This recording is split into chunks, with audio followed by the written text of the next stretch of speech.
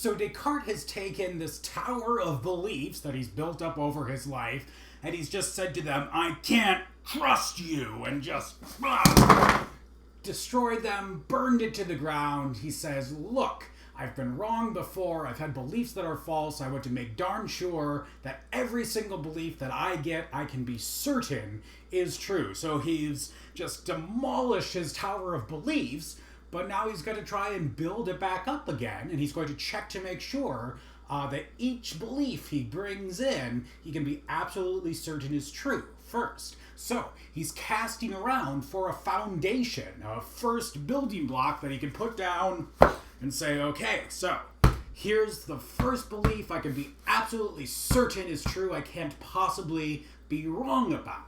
So he's casting around looking for what that belief might be. And as we've already said, he's seeing, well, gosh, I guess I can't trust any of my senses, because after all, I might be dreaming, and it might just seem as though things look and feel and smell and taste a different way, but those might all just be figments of a dream, so I can't trust any of that. I can't even trust logic or mathematics, because even my belief that 2 plus 2 equals 4, even though it seems dead certain, there's a possibility some all-powerful evil demon could have zapped that into my mind and made me believe that. And so he's sitting here thinking through all the stuff that he has to doubt, and he's saying, oh yeah, well, I doubt that my senses give me correct information. I doubt whether 2 plus 2 equals 4. Then he realizes, wait, I can doubt all of my beliefs, but the one thing that I can always be certain of is that I'm doubting. Even if there's an all-powerful evil demon deceiving me about everything, I can still be certain that I am doubting whether that evil demon exists or not. So that doubting, it's a kind of thinking. So even if I don't have a physical body, even if space with its dimensions of length, width, and height and locations, even if none of that exists, I can be absolutely certain of one thing, namely, I think.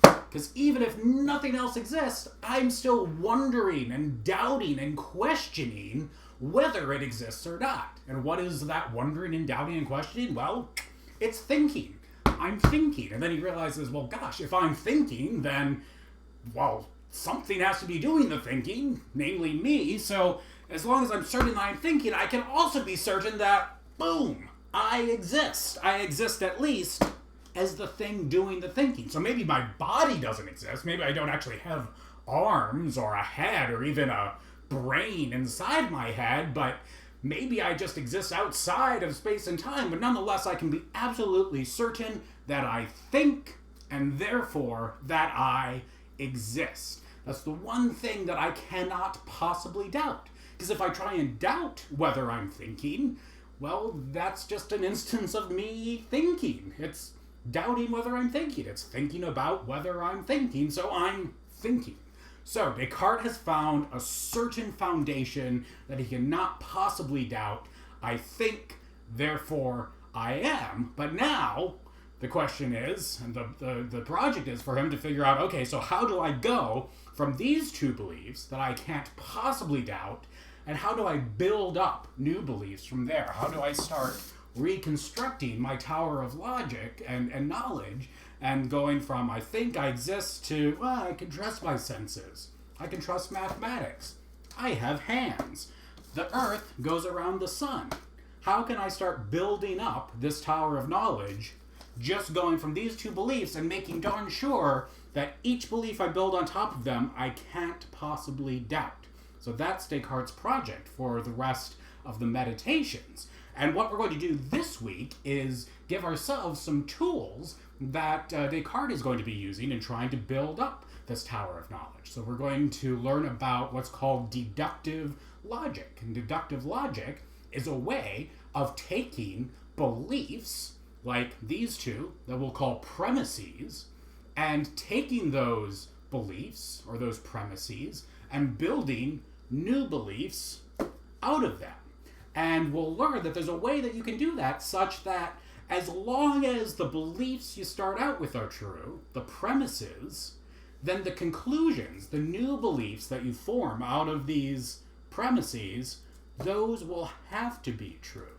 So you can construct something called a valid argument, which is a deductive argument in which, as long as the premises of your argument are true, then the conclusion, the new belief that you generate out of that argument, is guaranteed to be true. So, this week we're going to learn how you can construct one of those valid arguments. Then we're going to take a look at Descartes' third meditation, in which he tries to use that kind of deductive reasoning to take these foundational beliefs, I think, therefore I am, and generate, using deductive reasoning, new beliefs from there. And we'll have this tool at our disposal so we can evaluate whether Descartes is constructing a valid argument, whether he is able to reason through such that as long as it's true that he thinks and he exists, it's also true that all the beliefs he builds up on top of those beliefs are true. That will be your assignment for next week, to evaluate Descartes' reasoning in his third meditation. But first, we'll take a look at the tools that you can use to do that.